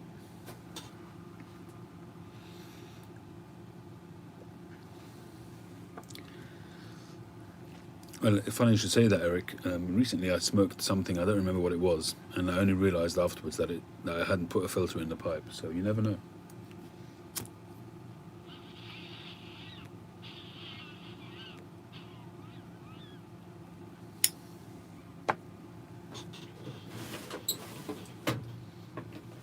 Well, if I did end up going filterless, you know which pipe I'm going to go for to smoke straight away.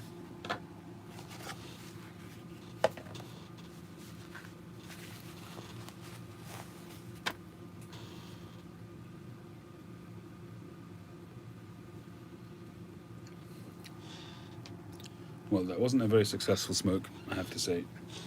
That tobacco wasn't ready.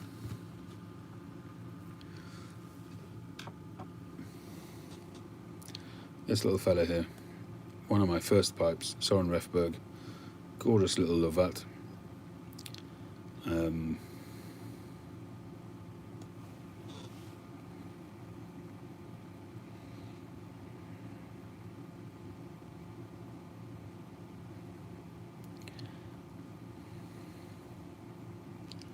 I just wish I could smoke it, light as a feather,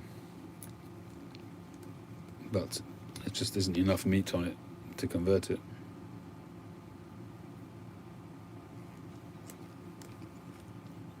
I really do like this pipe. Been through a lot with this pipe, as you've heard me say before, when I lost it in the grounds of a castle in Wales.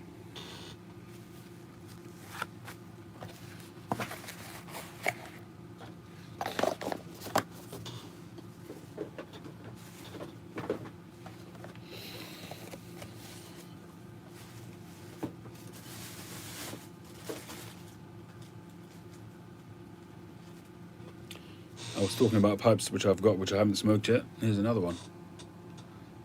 That's one of Eric's. Gorgeous grain. I've been tempted to restain this one. You know, Eric, you've got some stunning grain there. Just check out that bird's eye there. On both sides. And then the cross grain on both sides there. Oh, Jordan's. You're right. Sorry. Apologies. Do I feel like a Burke?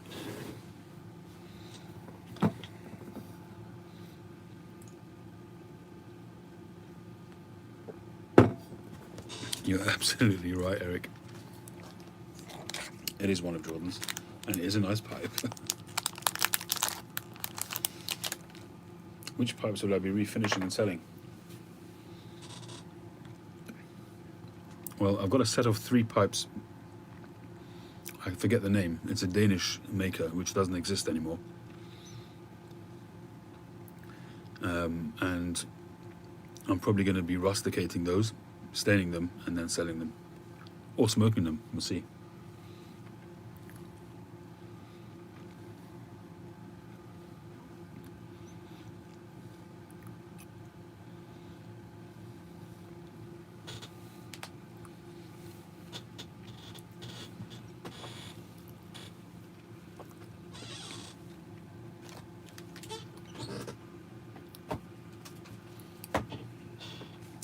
Right, gentlemen, I think that's enough for one evening.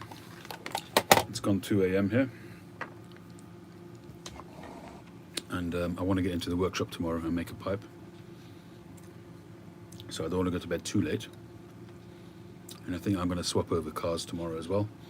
Take everything out of the Mazda, stick it back in the Toyota. So, I've got stuff to do tomorrow. Josh, good night, thank you very much. James, Andrew, thanks again. I really, really appreciate that 10 of 19. Very generous of you. Thank you, Daniel. Yeah, Bulldog, maybe. Boris, hi and bye. Smoke 2020, thanks very much. Eric, Daniel, Captain Clench, Andrew, Josh, James, Mike at Briar Blues. Who else have we got? Garbage Man Piper, Melvin, if you're still there. Sabanelli Mike. I think he said he went. XJ, thank you. And everybody else, thanks very much for joining. I hope you've had a pleasant evening, and I will catch you on the very next one.